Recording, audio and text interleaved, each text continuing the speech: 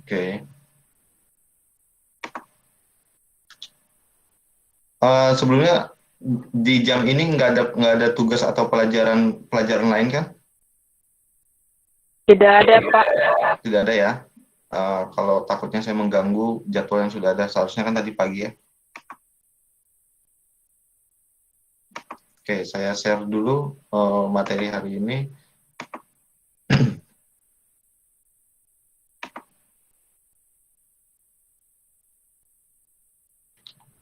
Sudah terlihat? Belum, Pak. Sudah, Pak. Sebentar.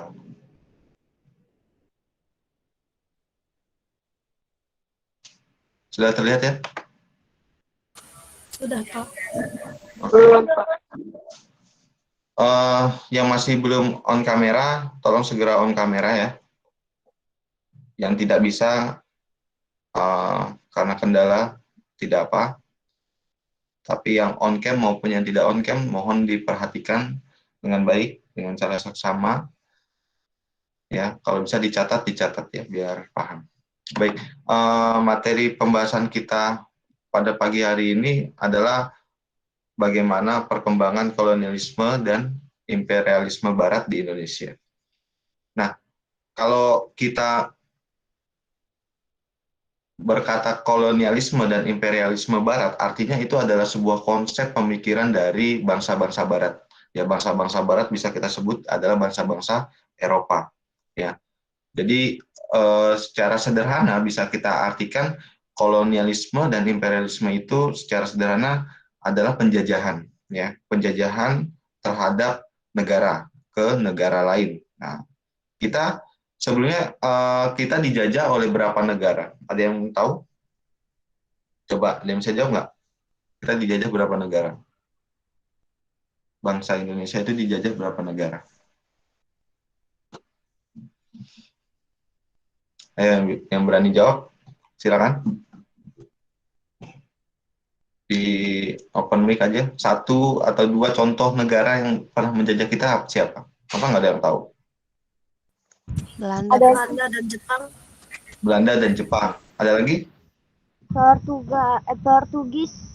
Portugis ya. Tiga sudah disebutkan. Spanyol, oke betul. Prancis, Oh, Inggris. Prancis. Ada lagi selain Prancis? Inggris. Inggris apa? Inggris, Pak. Inggris. Siapa? Inggris. Inggris. Ya, betul ya. Inggris. Ya, bisa disebutkan tadi ya. Sudah disebutkan ada berapa negara berarti? Novia Rizky. Berapa? Ada 6, Pak. Tadi. Ada 6. Oke. Seperti ini. Jadi, tadi ada yang menyebutkan Jepang. Jepang negara Eropa apa bukan? Asia, Negara Pak. Asia, betul ya. Nah, ini kan judulnya perkembangan kolonialisme dan imperialisme Barat. Ya, artinya Jepang tidak termasuk dalam kategori kolonialisme dan imperialisme pemahamannya. Walaupun Jepang sama-sama menjajah Indonesia, tetapi pemahaman dalam menjajah Indonesia itu bukan kolonialisme dan imperialisme. Apa sih yang dimaksud dengan kolonialisme dan imperialisme nanti kita bahas. Ya, jadi total secara kalau kita rangkum ya ada 5 negara yang tepat ya. Ada 5 negara yang menjajah kita, 4 dari benua Eropa dan 1 dari benua Asia. 4 itu salah satunya siapa aja tadi sudah disebutkan. Ada Portugis, Spanyol, Inggris, Belanda, ya. Kemudian dari Asia yaitu Jepang, ya. Oke, itu 5 negara yang pernah menjajah negara kita. Oke, sekarang kita next. Kita akan bahas pada pertemuan ini pengertian dari kolonialisme dan imperialisme, kemudian bagaimana latar belakang bangsa Eropa melakukan penjelajahan sampai ke dunia timur, ya, penjelajah bangsa Eropa yang sampai ke Indonesia siapa saja, masuknya kekuatan asing di Indonesia, dan dampak atau akibat dari kolonialisme dan imperialisme di Indonesia. Ya. Nah, sebelumnya kita bahas terlebih dahulu pengertian dari kolonialisme dan imperialisme. Ya, jadi kolonialisme dan imperialisme itu adalah dua kata atau ideologi yang dianut oleh bangsa-bangsa Eropa. Ya, yang secara sederhana kita bisa asumsikan adalah dua kata tersebut adalah perilaku penjajahan dari bangsa satu ke bangsa yang lain. Nah, tetapi secara perinci kita bisa bedakan kolonialisme dan imperialisme itu adalah kalau kolonialisme itu bangsa yang menjajah bangsa lain, kemudian suatu sistem penjajahan langsung dari satu negara terhadap negara lain yang semata-mata untuk memperluas wilayah kekuasaannya, ya. Jadi wilayah kekuasaan bangsanya ingin diperluas. Makanya ketika kita dijajah oleh Belanda, negara kita itu bukan disebut Indonesia. Negara Indonesia itu belum ada, tetapi Indonesia itu disebutnya Hindia Belanda, ya. Hindia Belanda yang artinya wilayah kita ini merupakan satu negara dengan negara Belanda yang ada di Eropa sana. Jadi Belanda yang di Eropa sana dengan Hindia Belanda yang ada di Indonesia itu sama satu negara. Jadi dia ingin memperluas wilayah kekuasaannya. Nah, itu kolonialisme. Tidak hanya untuk menguasai negaranya saja, tetapi untuk mengambil kekayaan alam, ya, keuntungan dari negara tersebut untuk memperkaya diri negaranya sendiri. Seperti itu. Itu kolonialisme. Nah, kalau imperialisme adalah menguasai bangsa lain, ya, dengan suatu sistem yang digunakan dalam menjalankan politik pendudukan.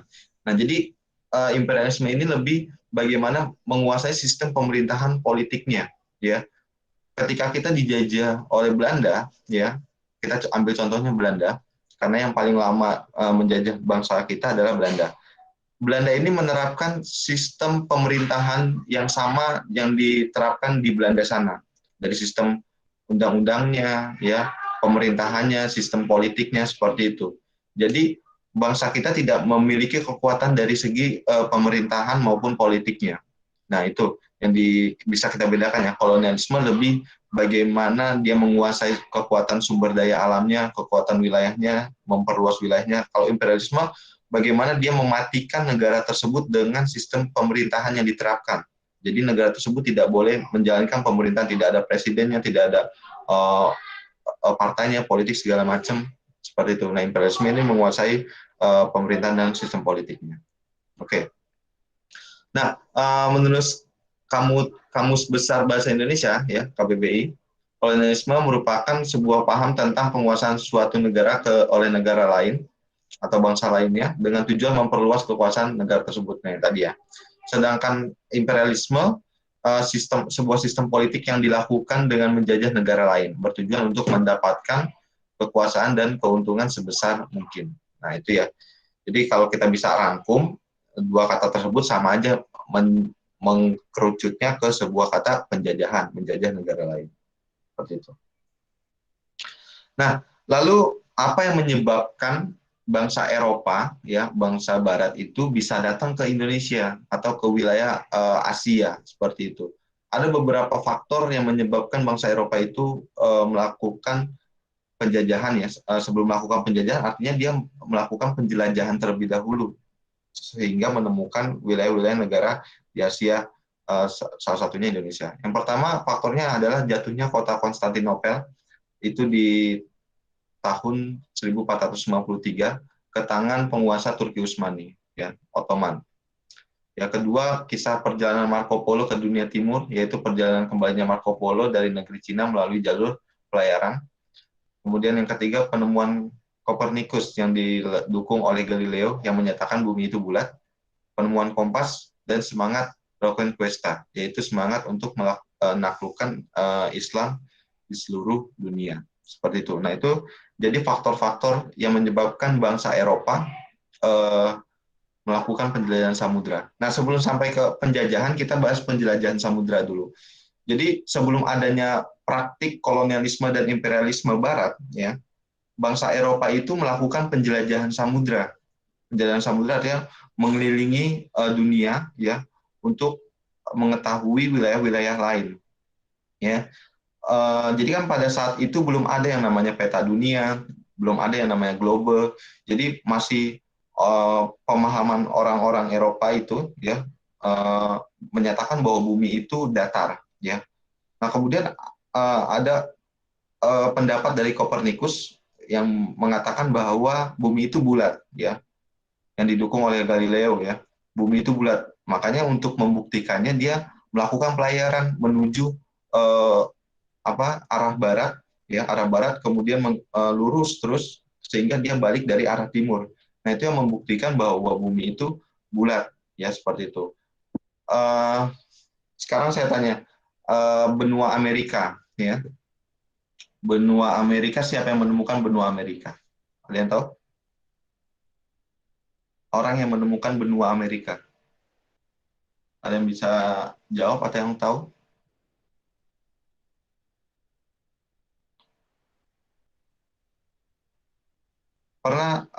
Pernah dengar kata Columbus, Christopher Columbus? Pernah dengar nggak? Pernah. Nah, mungkin pernah dengar ya, Christopher Columbus. Nah, itu tokoh yang menemukan benua Amerika, ya.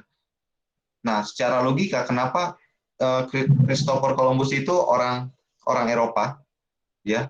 Dia tepatnya dari negara Spanyol, ya.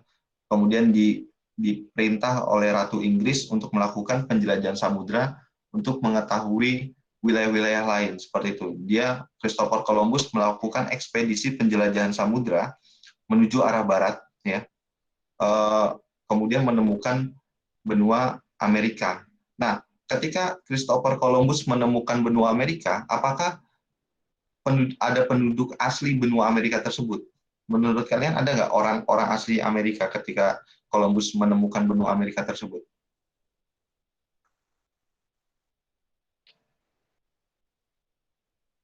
Secara logika ada ya, orang-orang yang sudah lama mendiami wilayah Amerika, ya, sebelum Columbus datang. Columbus itu kan orang-orang dari Eropa. Nah, kalau kita tahu sejarah Amerika, Amerika itu kan suku asli Amerika apa? Kalian tahu? Suku asli orang Suku Amerika. Suku apa? Indian. Ya, suku Indian. Ya, betul ya. Suku Indian. Kalau kita lihat ciri-ciri fisiknya ya, ciri-ciri fisiknya itu suku Indian itu sama dengan orang-orang Asia ya, atau orang-orang Afrika seperti itu. Jadi kulitnya sawo matang kayak gitu. Nah, tapi sekarang penduduk Amerika ada yang kulit putih juga. Nah, itu orang-orang yang dipindahkan dari Eropa menuju Amerika. Nah, makanya di Amerika itu sangat sangat masih diperdebatkan tentang rasial, ya, rasis seperti itu, antara kulit putih dan kulit hitam. Itu sempat diperdebatkan dari sejarah Amerika. Penduduk asli bangsa bangsa Amerika itu merupakan suku Indian yang sudah lama menempati wilayah Amerika. Nah, kemudian Columbus datang ke Amerika menemukan, lalu dinyatakan sebagai penemu benua Amerika. Kenapa bukan orang Amerika asli yang disebut sebagai penemu benua Amerika dari sejarah? Ya, di buku-buku sejarah penemu benua Amerika adalah Christopher Columbus. Ya, secara logika, padahal Columbus datang ke Amerika, itu sudah ada orang Amerika asli. Kenapa bukan orang Amerika asli yang disebut sebagai penemu benua Amerika?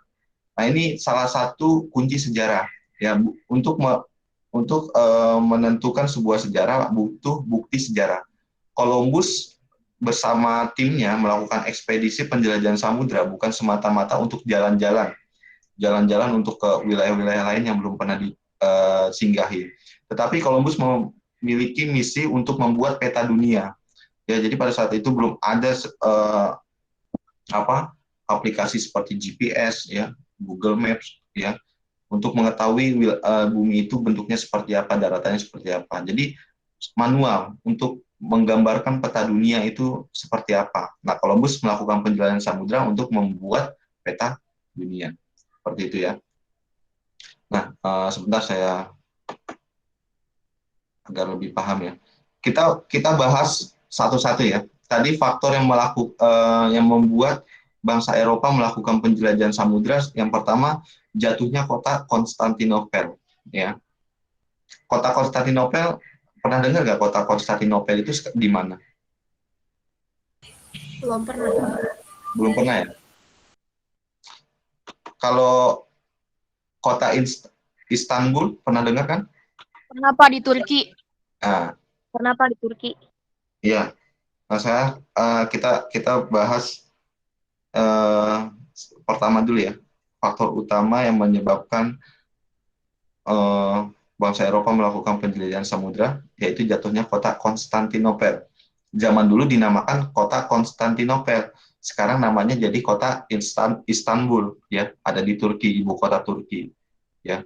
Ada di mana itu? Terlihat nggak share screen global? Terlihat, Pak. Oke, kita cari Istanbul. Istanbul ada di mana? Oke, oh, ya.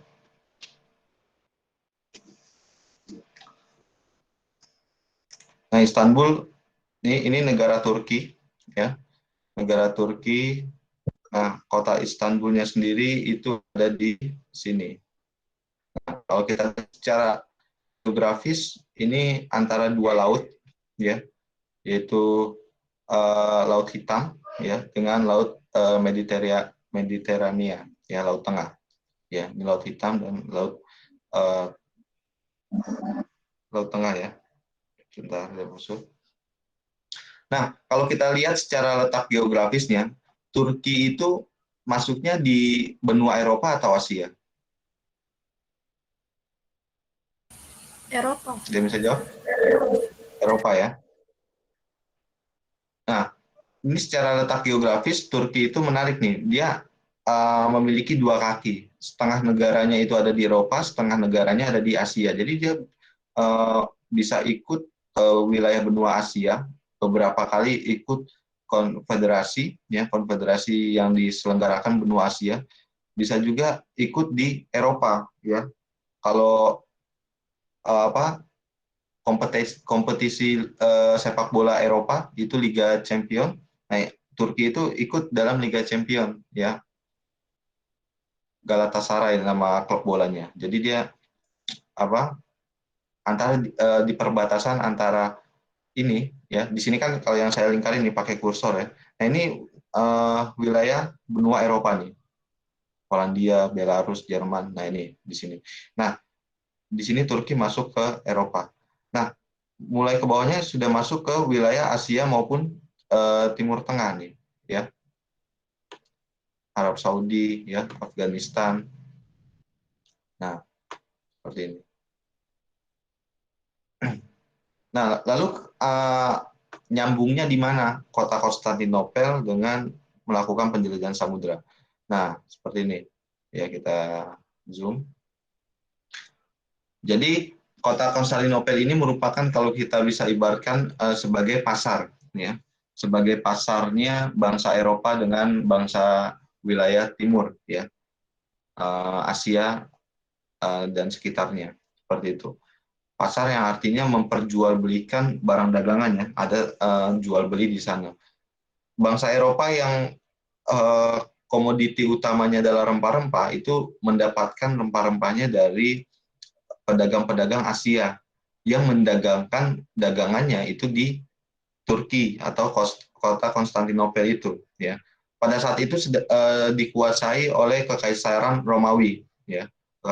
Kekaisaran Romawi. Kemudian pada tahun, ya, tadi, ya, 1453 direbut oleh Turki Utsmani, ya, yang dipimpin oleh Muhammad Al-Fatih. Pernah dengar, ya, kalau dalam apa cerita Islam, Muhammad Al-Fatih, ya, yang menaklukkan kota Konstantinopel, ya.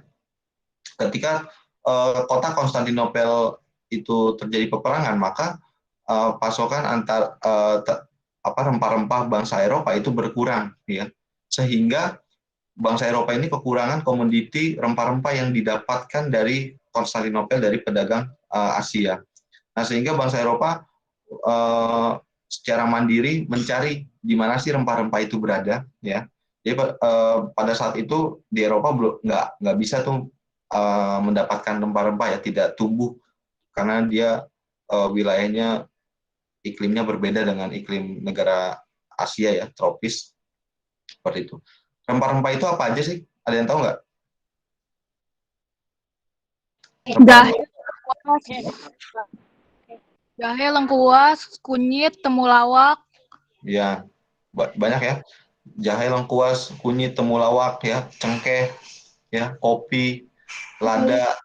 Itu rempah-rempah ya, bumbu-bumbu kering, ya, bumbu-bumbu dapur yang banyak terdapat di Indonesia. Nah, kalau kalau kita cari-cari di Eropa tuh, kalau lihat harga-harganya di Eropa itu mahal, ya. Biasa kita dapat 5.000 banyak, di sana bisa sampai ratusan ribu kalau dirupiahkan ya harganya.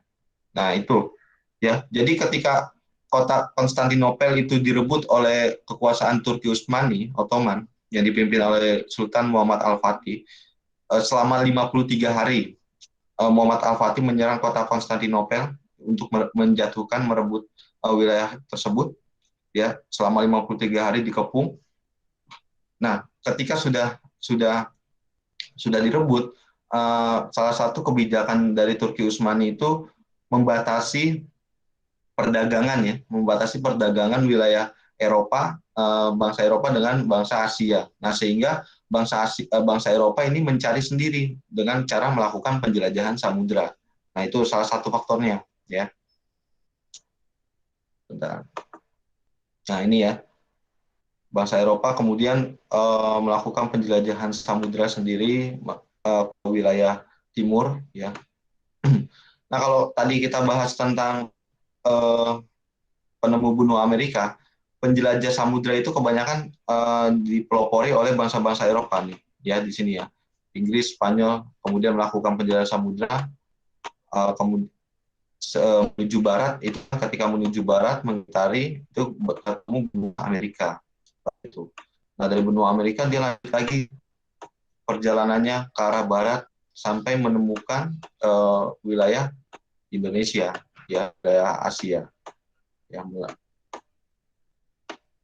melewati Samudra Pasifik, ya, kemudian bertemulah uh, benua Asia. Nah, kan kalau untuk menyatakan bahwa bumi itu bulat, jadi dia berlayar lurus ke arah barat, kemudian sampai di timur dan kembali lagi ke Eropa. Nah, itu yang membuktikan bahwa bumi itu bulat, seperti itu ya. Oke, saya lanjut ke PowerPoint lagi. Bentar. Nah, itu salah satu faktor yang menyebabkan penjelajahan samudra, ya, bangsa Eropa ke wilayah-wilayah Asia, negara-negara Asia.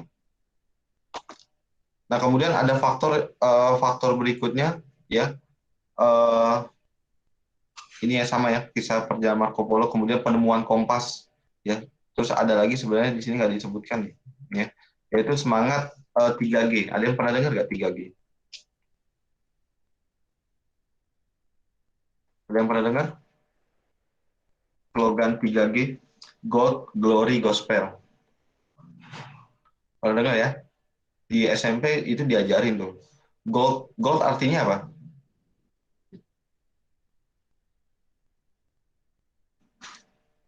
Gold artinya apa? Ada yang tahu nggak bahasa Inggrisnya? Emas. Mas Emas, memburu ya. kekayaan, artinya gitu. Ya, artinya gold itu ini slogan dari bangsa Eropa, 3G, Gold, Glory, Gospel. Gold artinya emas, atau kalau kita bisa artikan bahwa semangat untuk mencari kekayaan sumber daya alam, ya, kekayaan sumber daya alam maupun sumber daya mineral, ya. Jadi kekayaan atau kemajuan suatu bangsa pada saat itu ditandai dengan banyaknya aset yang dimiliki, maka melakukan penjelajahan, kemudian menguasai wilayah-wilayah tersebut dengan mengambil kekayaan alamnya maupun kekayaan mineralnya, emas, ya, logam, ya, dan lain-lain. Kemudian glory itu dalam bahasa Indonesianya kejayaan, ya, untuk semangat mencari kejayaan, menguasai wilayah-wilayah lain untuk memperluas negaranya sendiri. Dan gospel itu semangat untuk menyebarkan agama Nasrani, ya, gospel. Jadi bangsa Eropa yang datang ke negara tersebut tidak hanya untuk menguasai apa kekayaannya saja, tetapi untuk menguasai penduduknya dengan cara menguasai budayanya, agamanya, ya, pemerintahnya dan lain sebagainya ya. Jadi semuanya itu disebarkan. Jadi ada slogan tersebut ya, 3G God, Glory Gospel, semangat mencari kekayaan, kejayaan, kekuasaan ya, dan semangat menyebarkan agama Nasrani seperti itu. Oke, sampai sini ada pertanyaan sebelum dilanjut? Nggak ada ya? Jadi kalau ada pertanyaan silakan bertanya. Nah, ini peta apa benua Eropa ya yang tadi. Oke, sekarang kita masuk ke penjelajahan samudra ya. Ini belum masuk ke kolonialisme atau penjajahan ya. Kita masih penjelajahan samudra ya. Jadi dari katanya penjelajahan samudra artinya melakukan ekspedisi penjelajahan melalui jalur laut ya. Namanya maka penjelajahan samudra pada saat itu belum ditemukan yang namanya pesawat terbang ya. Melakukan ekspedisi dengan membawa kru kapal dengan kapal yang besar ya, kalau kita lihat seperti perompak atau bajak laut, nah seperti zaman-zaman dulu ya. Nah itu penjelajahan samudera yang dilakukan bangsa Eropa. Yang pertama mempelopori penjelajahan samudera dari bangsa Eropa itu adalah Portugis dan Spanyol ya, dua negara tersebut, Portugis dan Spanyol.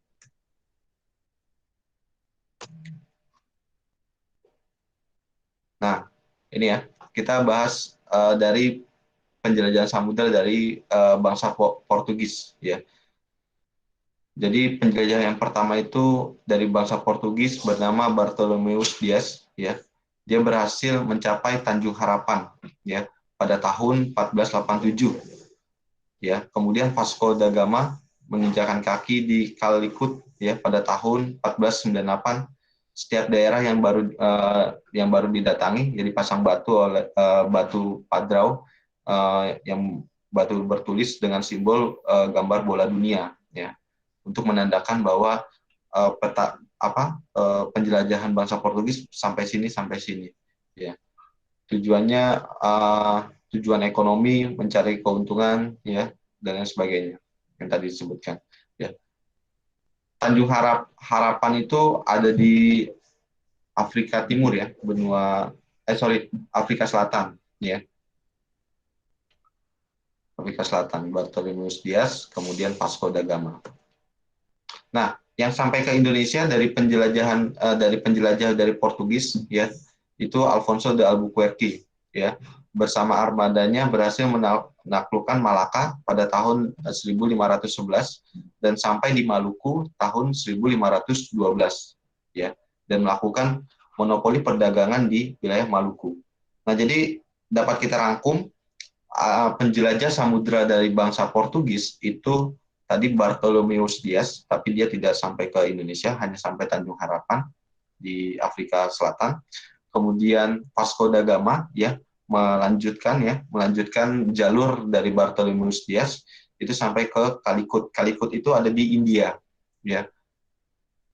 Di India, kemudian di India itu sama, iklimnya sama seperti di Indonesia, dan dia mendapatkan rempah-rempah ya, tujuannya kan untuk mencari rempah-rempah ya. Kemudian tetapi di India bukan salah satu tujuannya ya, masih ada wilayah dengan rempah-rempah yang banyak, sehingga diteruskanlah oleh Alfonso de Albuquerque ya, mengikuti jalur penjelajahan sebelumnya ya, sampai Tanjung Harapan, Calicut, sampai menuju timur lagi sehingga menemukan wilayah Indonesia, Maluku. Maka Maluku waktu Portugis menemukan Maluku itu disebutnya Spicy Island ya, pulau rempah-rempah, karena di situ rempah-rempah banyak terdapat di situ ya. Jadi berbagai jenis rempah-rempah di Maluku. Nah, ini Kepulauan Maluku ya. Kepulauan Maluku itu ada Kepulauan Ternate dan Tidore ya. Portugis sendiri dia menguasai wilayah Ternate.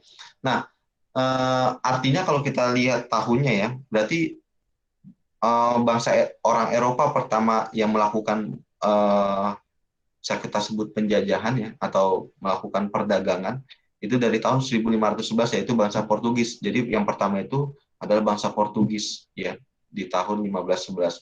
Nah, kalau kita berbicara sejarah, masih banyak yang bisa diperdebatkan.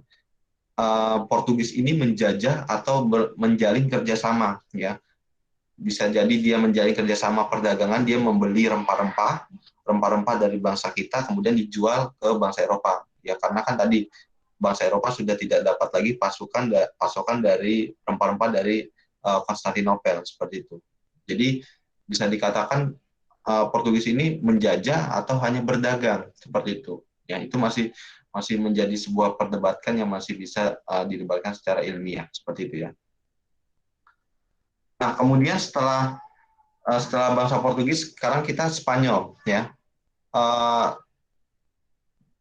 yang datang ke bangsa Eropa kedua yang datang ke Indonesia adalah bangsa Spanyol. Penjelajahnya adalah salah satunya Christopher Columbus, ya, yang melakukan pelayaran ke benua Amerika yang tadi saya sebutkan, penemu benua Amerika. Itu melakukan penjelajahan samudera dari tahun 1492 sampai 1502. Nah, ini Columbus secara logika dia mengelilingi dunia, sehingga Indonesia sudah disinggahi oleh Columbus, tetapi tidak melakukan penjajahan maupun perdagangan kalau Columbus, karena tujuannya untuk membuat peta dunia, seperti itu. Nah, kemudian penjelajah samudera dari Spanyol itu Ferdinand Magallanes, ya. Dia sampai ujung selatan Amerika, ya, dikenal dengan Selat Magallanes, dan menyeberang dari Amerika ke Samudra Pasifik dan mendarat di Filipina. Nah, di Filipina di tahun 1521 Magallanes melakukan sebuah praktik kolonialisme itu, ya. Nah, yang sampai di Indonesia dari penjelajah samudera dari Spanyol itu adalah Sebastian del Cano, ya, meneruskan jalur penjelajahan sebelumnya, Ferdinand Magellan sampai di Filipina, kemudian melanjutkan dari Filipina ke Indonesia, tiba di Maluku, ya, tahun 1521 tiba di Maluku setelah melalui Filipina, ya. Nah, sebenarnya gini, ada sebuah ini, ya, Ferdinand Magellan dan Sebastian del Cano itu adalah satu tim, ya. Jadi Ferdinand Magellan sebagai kapten ekspedisi tersebut sampai di Filipina. Nah, kemudian terjadi peperangan antara kelompok Ferdinand Magellan dengan masyarakat Filipina pada saat itu, yang menyebabkan Ferdinand ini meninggal, ya, tewas terbunuh pada peperangan tersebut, ya, melawan Filipina. Nah, kemudian diteruskan oleh Sebastian del Cano yang pada saat itu merupakan bawahan dari Ferdinand, ya, bawahan awak kapalnya. Karena terjadi kekalahan perang di Filipina, kelompok Ferdinand itu melanjutkan perjalanan ke Maluku dipimpin oleh Sebastian del Cano, seperti itu ceritanya, ya. Nah, kemudian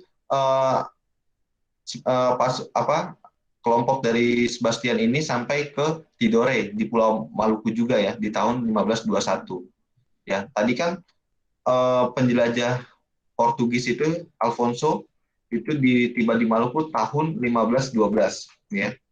Nah, artinya di tahun ini masih ada nih Portugis di Maluku, ya. Maka terjadi perebutan di Kepulauan Maluku tersebut, ya. Ya. Wilayah Portugis menguasai wilayah Ternate, ya. Sorry, ya betul, ya, Portugis menguasai wilayah Ternate dan Spanyol menguasai wilayah Tidore, ya. Nah, terjadi peperangan antara bangsa Portugis dan Spanyol untuk merebutkan wilayah tersebut, wilayah Maluku. Kemudian berakhir dengan dibuatkan perjanjian Saragossa di tahun 1526, ya, yang menyebabkan Spanyol harus meninggalkan Tidore dan kembali ke Filipina.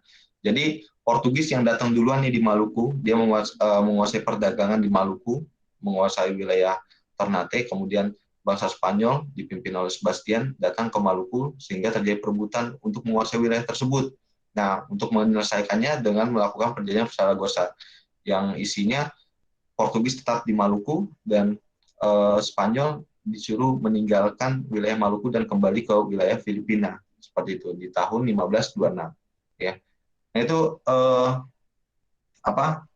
penjelajahan samudra dari bangsa Portugis dan Spanyol. Sampai sini ada pertanyaan? Silakan yang mau bertanya.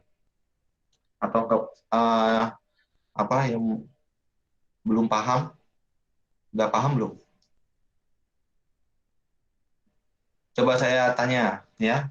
Tadi ada coba sebutin tiga penjelajah samudra dari Portugis. Baru dijelaskan tadi itu. Ingat nggak? Salah satunya aja siapa? Yang bisa jawab satu atau tiga-tiganya bagus. Penjelajah dari bangsa Portugis.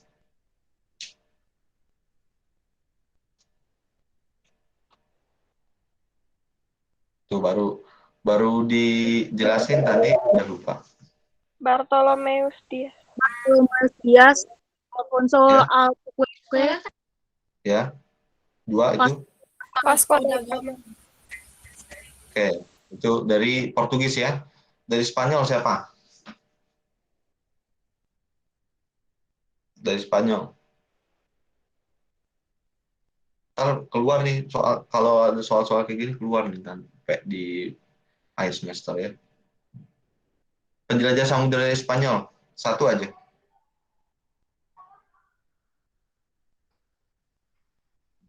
Makanya kalau disuruh Christopher Columbus, Pak. ya Christopher Columbus satu. Ada lagi yang bisa jawab? Ferdinand Yang kedua? Magellan. Ya, Ferdinand Magellan. Ferdinand Magellan ya. Ada lagi yang ketiga? Juan Sebastian Yang Delta. Siap. Ya, Sebastian.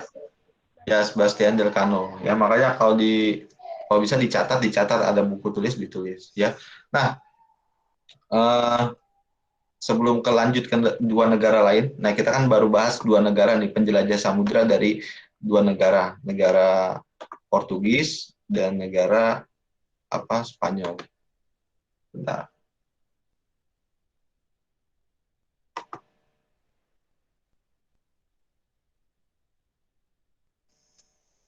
Oke. Nah, kalau kita lihat rute jalurnya, jalur pelayarannya, nah kita bisa lihat di sini. Nah, antara Portugis ya, Portugis kalau atau sekarang namanya Portugal ya. Nah, dari Portugis dulu nih. Jadi antara Portugis dengan Spanyol ini memiliki sebuah perjanjian ya. Saya lupa perjanjiannya apa, nanti kalau ingat ya.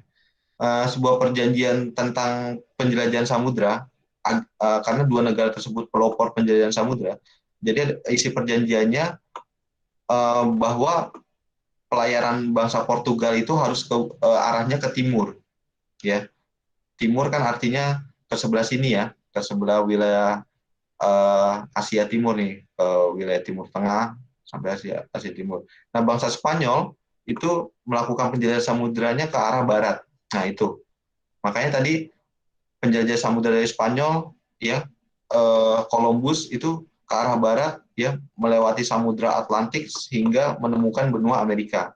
Nah, kalau Portugis ya atau Portugal ini melakukan penjelajahan ke arah timur, berarti dia turun dulu nih ke sini ke Afrika ya. Saya kecilin dulu. Nih ya, ini Portugis di sini. Kursor saya kelihatan kan ya? Kelihatan ya? Ya. Nih arah jalurnya nih ya.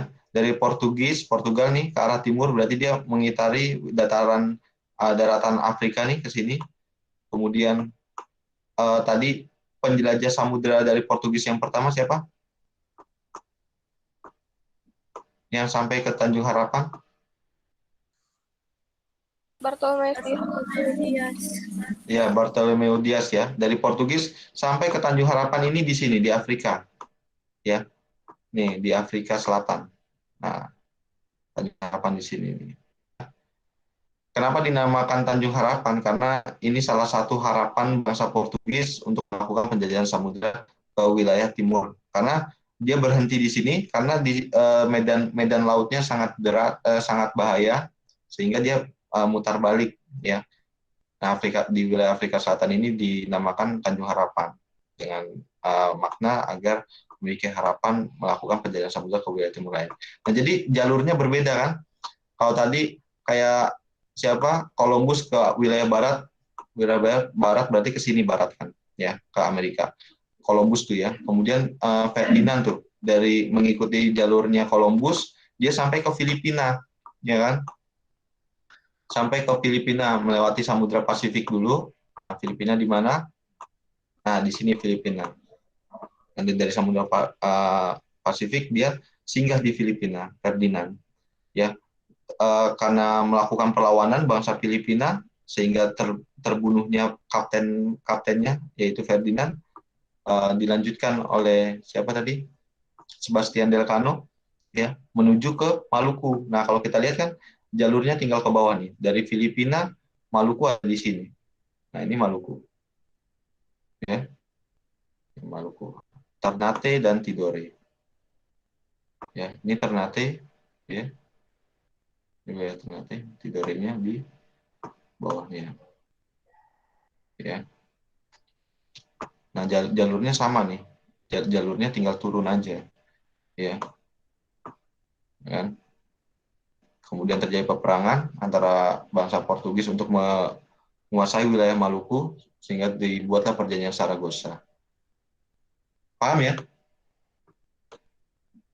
Kalau tadi Portugis dari sampai Tanjung Harapan kemudian menuju Calicut. Nah, Calicut ini ada di India, ya, ada di sini Calicut. Ya. Di India dia mendapatkan rempah-rempah tapi tidak sebanyak di Indonesia. Kemudian dia siapa yang sampai ke Indonesia, Alfonso de Albuquerque, sampai di Malaka. Malaka itu Selat Malaka ada di sini, ya. Nah, Selat Malaka ada di sini antara perbatasan Sumatera dengan Malaysia. Nah, ini Malaka nih, ini tulisannya Malaka. Ya, Selat Malaka. Nah, kenapa saya tunjukkan ini? Karena kuncinya dalam sejarah itu kita harus punya 3 aspek, ya, wilayah ruangnya, tempatnya di mana. Jadi peta dunia ini sangat penting, kita harus bisa hafal nih wilayah-wilayahnya ada di mana. Ya, Filipina ada di sini, seperti itu. Bisa kita gambarkan seperti itu. Ya, itu ya. Jadi antara penjelajah samudera dari bangsa Portugis dengan Spanyol itu memiliki perjanjian, ya. Saya lupa perjanjian, ya. Nanti dicari itu perjanjian apa yang mengatur jalur penjelajahan samudera, ya. Bangsa Spanyol ke arah barat, bangsa Portugis ke arah timur, sehingga jalurnya berbeda kan. Kalau Portugis ketemunya Afrika, India sampai Indonesia, kalau Spanyol ketemunya Amerika sampai ke Indonesia, seperti itu, bertemu. Oke, ada pertanyaan sampai sini? Halo, yang nggak on cam, saya nggak tahu nih. Kalau posisinya nggak apa-apa kalau kalian misalkan nggak on cam, ya, posisinya senyaman mungkin, mau sambil rebahan tapi paham ya. Saya harap bisa paham, bisa menyimak dengan baik seperti itu.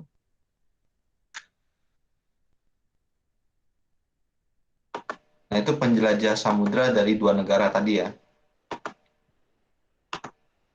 Oke. Sampai Sebastian Delcano. Nah, ini ya, 3G, Gold, Glory, Gospel. Mencari emas dan kekayaan, Gospel menyebarkan agama Nasrani, Glory mencari keharuman nama atau kejayaan atau kekuasaan. Ya. Nah, ini penjelajah samudra dari Belanda, ya. Jadi 2 negara lagi kita bahas penjelajahan samudra aja dulu ya. Nanti untuk praktek penjajahannya di minggu berikutnya. Ini penjajah samudra dari bangsa Belanda itu yang pertama Cornelis de Houtman. Itu sampai di Indonesia itu di tahun 1596 yang menempuh perjalanan ke Tanjung Harapan, kemudian dilanjutkan sampai tiba di Banten. Ya, kemudian kedatangannya ditolak oleh rakyat Banten karena sikap angkuh dari Cornelis de Houtman, ya, bersikap kasar maupun sombong, sehingga Banten menolak. Nah, perlu dipahami pada saat itu belum ada negara Indonesia. Banten itu masih berbentuk kerajaan. Ya, di tahun ini masih berbentuk kerajaan Hindu-Buddha, ya, maupun kerajaan Islam. Kerajaan Islam kalau nggak salah Banten itu sudah berdiri kerajaan Islam. Ya. Kemudian penjelajah samudra nih, Cornelius de Houtman sudah diusir tahun tersebut. Penjelajah samudra kedua itu Jacob van Eyck, itu di tahun 1598, artinya 2 tahun setelahnya. Jacob ini disambut dengan baik oleh rakyat Banten.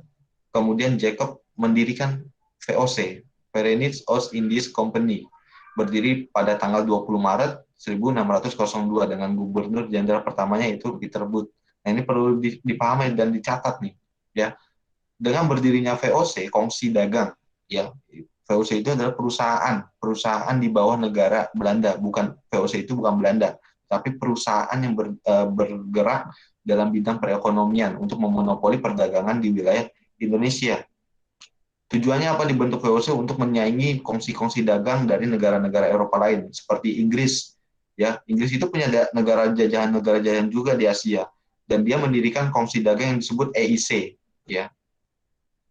English Indies Company, ya, sama juga. Nah, kalau ini VOC.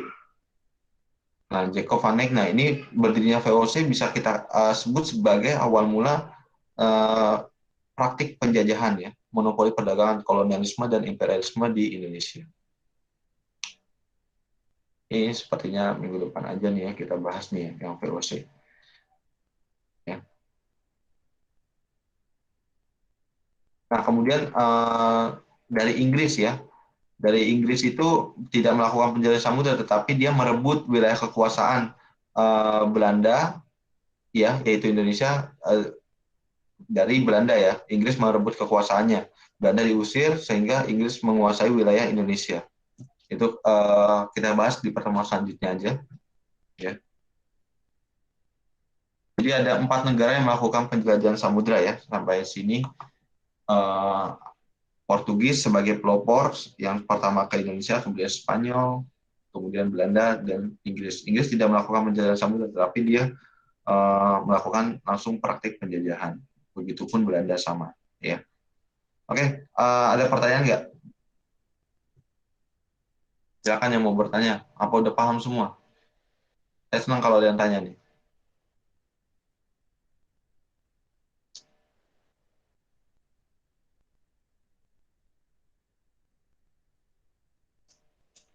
Yang belum absen ada di kolom chat ya.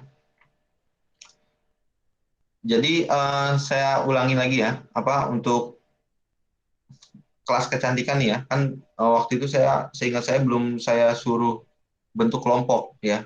Tolong ketua kelasnya masing-masing ada 2 kelas itu bikin satu kelas itu bikin 7 kelompok ya. 7 kelompok nanti saya chat aja ya tugasnya apa. 7 kelompok itu nanti untuk mempresentasikan. Nah, untuk kelas perhotelan itu udah bikin kelompok, nanti presentasinya kalau nggak minggu depan ya, minggu depan atau besok kalau bisa kita ketemu. Besok PTM ya. Terakhir PTM, yang PTM absen berapa? Alisa. Ya, Pak. Terakhir kemarin yang masuk absen berapa, Alisa? Minggu lalu yang masuk absen dari 1 sampai 18. Berarti besok berikutnya ya. Absen 19 sampai absen 36 ya. Kalau kelas kecantikan kalian udah dapat rapat belum? Kelas TKR?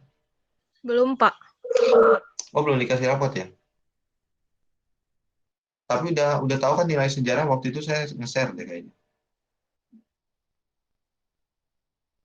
Kalau ada yang nilai yang kurang, tolong ya. Kalau nilai yang kurang, kalau saya itu dicek lagi GCR-nya. Tugasnya untuk untuk memperbaiki nilai yang kurang dengan melengkapi tugas yang kosong, ya. Jadi kalau udah ada nilai yang tugas yang udah diisi, walaupun nggak apa-apa terlambat, ya, itu diperbaiki nilainya. Seperti itu ya. Pak, Bapak kan pernah ngirim tugas ke TKKR itu yang kuisis itu ya, Pak. Mayoritas di kelas saya ada yang belum, Pak, sebagian ngerjain itu nggak apa-apa kan, Pak, telat? Iya, nggak apa-apa telat. Masih bisa nggak dibuka kalau itu? Saya juga nggak tahu tuh. Nanti saya cek deh, Pak, masih bisa dibuka atau enggak. Kalau misalkan udah nggak bisa dibuka, nanti saya kabarin Bapak. Iya. Ya kalau nggak bisa buka nanti saya share link lagi baru biar bisa dikerjain ya. Oke, ada pertanyaan nggak? sebelum saya akhiri, kalau nggak ada pertanyaan, kita refleksi dulu untuk materi yang tadi sudah kita sampaikan, kita bahas, ya. Jadi dapat kita simpulkan ya, sebelum ada praktik kolonialisme dan imperialisme, kita sudah membahas bagaimana bangsa Eropa melakukan penjelajahan samudra. Nah, kenapa bangsa Eropa melakukan penjelajahan samudra? Karena beberapa faktor, ya. Yang pertama, jatuhnya kota Konstantinopel sehingga bangsa Eropa tidak bisa mendapatkan rempah-rempah yang biasa dia dapat di kota Konstantinopel, ya. Kemudian untuk membuktikan bahwa bumi itu bulat, ya, dengan teori Kopernikus dan didukung oleh Galileo. Kemudian kemajuan teknologi, ya, tadi penemuan kompas, ya, penemuan kompas, kemajuan teknologi dengan membaca rasi bintang, kemudian untuk misi untuk membuat peta dunia. Nah, itu makanya bangsa-bangsa Eropa itu melakukan penjelajahan samudra. Nah, pelopor dari penjelajahan samudra dua negara yaitu Portugis dan Spanyol, ya, ada tiga penjelajah samudra. Satu diantaranya sampai ke Indonesia. Begitupun dari Spanyol, ya, satu diantaranya sampai ke Indonesia. Nah, jadi antara Portugis dan Spanyol itu melakukan praktek merebutkan kekuasaan. Sebenarnya kalau kita sebut bukan di Indonesia, tetapi hanya di wilayah Maluku saja. Ya, jadi kita bisa kalau kita bahas pada masa itu jangan sebut Indonesia, hanya wilayah masing-masing saja, wilayah Maluku. Nah, kemudian Belanda yang datang, Cornelis de Houtman, ya, kemudian diusir dan datang lagi yaitu Jacob van Eyck dan mendirikan Kongsi Dagang VOC. Kemudian Inggris datang menguasai wilayah Indonesia, ya, untuk merebut wilayah kekuasaan Belanda. Nah, itu nanti kita bahas lagi lebih dalam di pertemuan selanjutnya, ya. Masih ada satu pertemuan lagi sebelum PAS. Oke, ada pertanyaan? Udah paham semua ya? Ya, kalau sudah paham semua, mudah-mudahan benar paham ya semuanya ya. Jadi tidak ada lagi, kalau ada pertanyaan jangan malu-malu bertanya, ya. Diingatkan lagi ya, nilai-nilai yang masih kosong, waktu itu saya sudah share, atau nanti kelas TKR kalau belum dapat rapot, nanti nilainya saya share di Google Classroom saja, ya. Nanti file nilainya saya share di Google Classroom biar pada lihat semuanya yang tidak hadir di Meet ini.